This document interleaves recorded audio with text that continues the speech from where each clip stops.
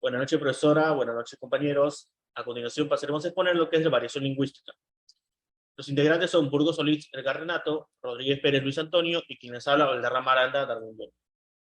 Comenzaremos con el estudio de la variación lingüística. La variación lingüística alude a las variedades funcionales de la lengua que tienen que ver tanto con la persona que lo utiliza como con el contexto de uso particular de la misma.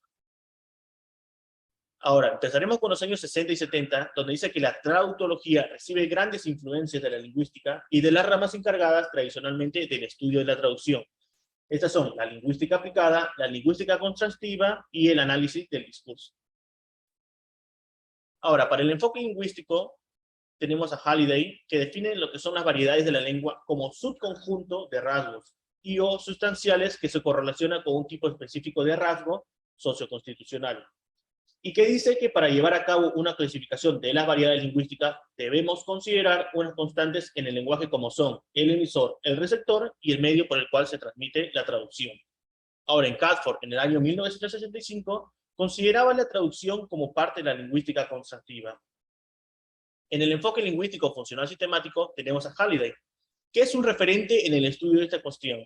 En general, se puede decir que el mundo de la traducción siempre se ha sido consciente de la importancia de la variación lingüística y que la traductología ha tomado los enfoques que la lingüística funcional sistemática hizo sobre ella. En el enfoque sociolingüístico tenemos a Gregory, que alude a la variación lingüística en términos de estatus diacrónico, que vendría a ser la época, de atópico, el dialecto, y de atípico, campo, modo, tenor. De acuerdo con nuestros autores, los dialectos se utilizan con un propósito, que es el conseguir efectos literarios. Si el dialecto se utiliza en contextos fácilmente definibles, pueden ser muy convenientemente considerados como una subvariedad del estilo.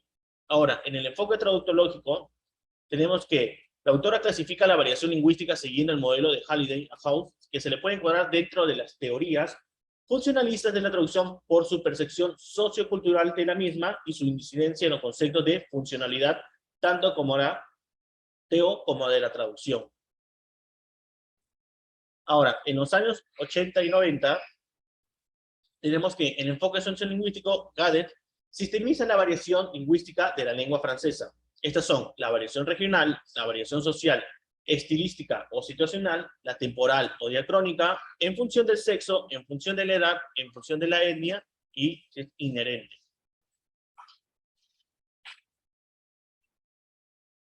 Para el enfoque traductológico, tenemos que, es justo decir que los estudios sobre la traducción han aportado poco al estudio de la variación, lamentablemente, en cuanto a clasificaciones, la mayoría tomadas de otras disciplinas. Tenemos la dicotomía, que es el uso del usuario, y Bell se centra en la variación lingüística del uso del código y las perspectivas integradas en la clasificación de la variación. Tenemos variación según el medio, el modo de Catford, que es la lengua oral y lengua escrita, variedades según la actitud, el estilo de Catford, la forma neutral, la forma informal y la íntima. Las variedades según el origen geográfico o étnico, tendría que ser el dialecto geográfico de Catford, sus propios dialectos. Según el individuo, dialectos, según el sexo, hombres y mujeres, según la edad, niños y adolescentes o adultos, según el tiempo, estado de la lengua, dialecto temporal, Catford. Lenguaje actual, de tiempos pasados o menos frecuentes, lenguaje futuro inventado. Variedades según la posición socioeconómica o cultural. Dialecto social en Catford es la clase alta, el estándar, el estándar y largo. Variedades profesionales, variedades según el tema, registros, variedades según el tema o registro de texto. Ahora le doy paso a mi compañero. Bueno, ahora con la propuesta de clasificación de la variación lingüística, tenemos que la noción central de esta clasificación sería la situación comunicativa, la cual cuenta con campo, tenor y modo, y es suplantada por la lengua y cultura determinadas y la intención del hablante. Y es que la situación comunicativa condicionaría en mayor o menor medida las distintas formas de expresarse de los usuarios. Y también tenemos a los dialectos, los cuales serían social, geográfico, temporal, estándar y dialecto, edad y preferencias estilísticas.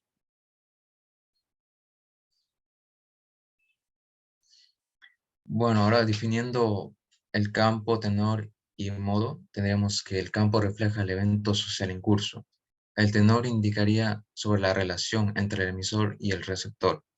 Y la categoría de modo marcará el resto de variables dependiendo del canal por el que se transmite la comunicación.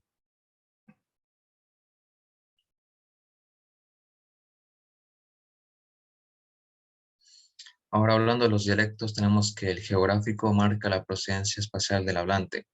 El social habla de la forma en que el individuo habla según su clase social. El estándar es el lenguaje supuestamente normativo, no marcado por ningún rasgo dialectal e influenciado por instituciones y medios de comunicación. El dialecto temporal se refiere a la época en la que se emite el discurso. El idialecto es la variación que recoge las tendencias particulares del habla de cada persona. La edad es referente a las personas que se expresan según su edad, lo cual da lugar a elementos lingüísticos característicos generacionalmente. Y las referencias estilísticas vendrían a ser las elecciones que efectúa el hablante, entre otras maneras alternativas que proporciona la lengua para expresarse lo mismo.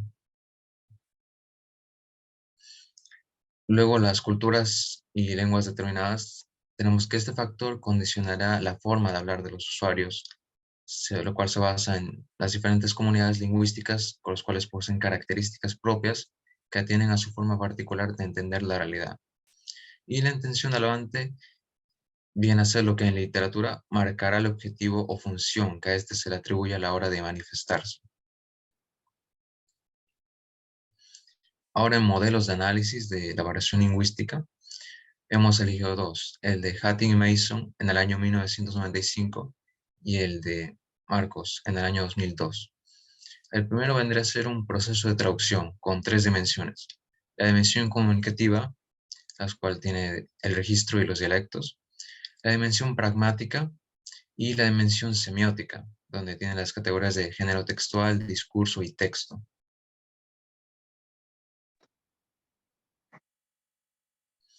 Y luego el modelo de análisis de Marcos tendría tres niveles, el cual sería el contexto de situación de los textos literarios y su traducción, lo cual sería centrarse en el contexto de situación por el nexo de unión de estos dos niveles, el lingüístico y el contexto de cultura. El segundo nivel sirve para comprobar que lo que se ha extraído del análisis del marco interno gracias al registro es cierto. Y el contexto de cultura contaría con referentes culturales, los géneros, los discursos, las tipologías textuales y la intertextualidad. Ahora daré pase a mi compañero.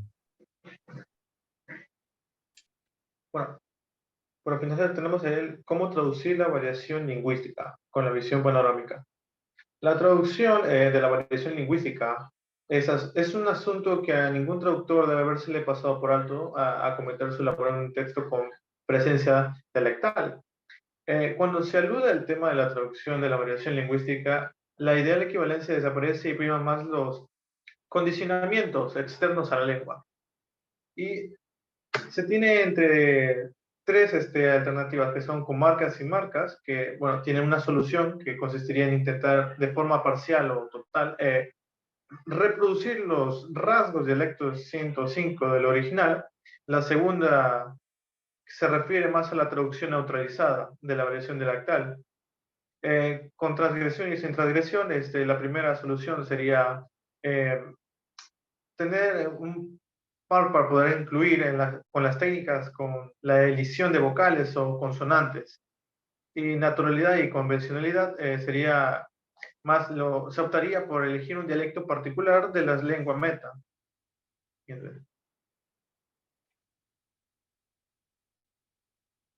Neutralización o traducción hacia la lengua estándar. Bueno, la elección de la lengua estándar por el traductor llevaría a los lectores a la ignorancia de una forma de hablar que, conocido o no, es una aportación cultural siempre, que se podría alegar que los lectores no son conscientes de esta pérdida, pues desconocen de lo que acontece en la obra original.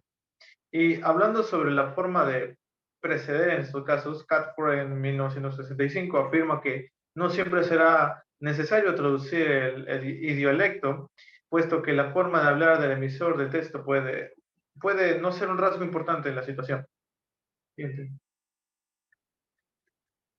La traducción coloquial, que el reconocimiento de la variedad de la lengua llega con los traductores que se aventuran a una solución marcada que no ignore las particularidades dialectales como marco en 2002, que contempla, al proponer la introducción en la traducción de los elementos que evidencia una lengua distinta a la estándar.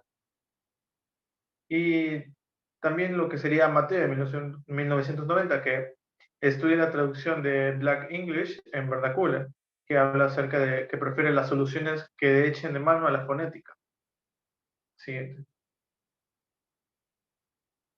Violación de la norma lingüística. Bueno, aquí se indaga que en otra forma complicada y apasionante a partes iguales de hacer justicia a un dialecto que aparece en la obra original. Bueno, esto sería más a la suma de la opinión de interesantes aportaciones de Bertel en 2000, que no duda en denotar la mayor parte de las traducciones hacia el alemán. Y la falta de popularidad actual en la solución lógica que tienen algunos autores. Siguiente. La traducción dialectal.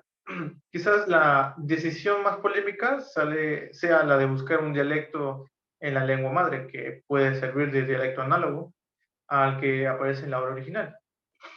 A pesar de la mala fama con la que está, esta estrategia ha contado tradicionalmente con el número de autores que la defienden y justifican actualmente, y no es desdeñable, lo que demuestra que esta opción es hoy en día totalmente válida según los casos. Como Julia en 1997 dice que las lenguas que prestan más esta práctica que otras, que utilizan el análisis del caso concreto para la traducción para determinar la viabilidad de algunas traducciones dialectas. Siguiente.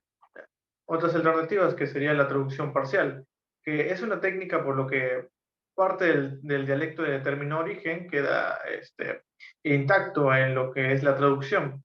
Como Berezowski en 1997 apoya esta solución ante la necesidad de que un personaje se exprese bajo alguna emoción o como lo que sería con cólera o pasión, con el efecto de lo que es exótico.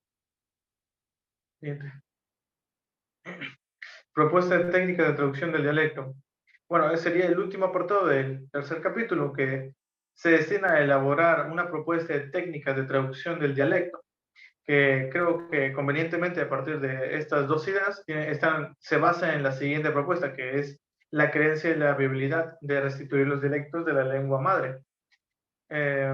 Como Ramos en 2009, que dice que los valores comunicativos y semióticos suponen una dificultad añadida para el traductor, pero también son razones poderosas para no dejar de considerar el añadido tan valioso para el texto y su universo en la traducción. Gracias.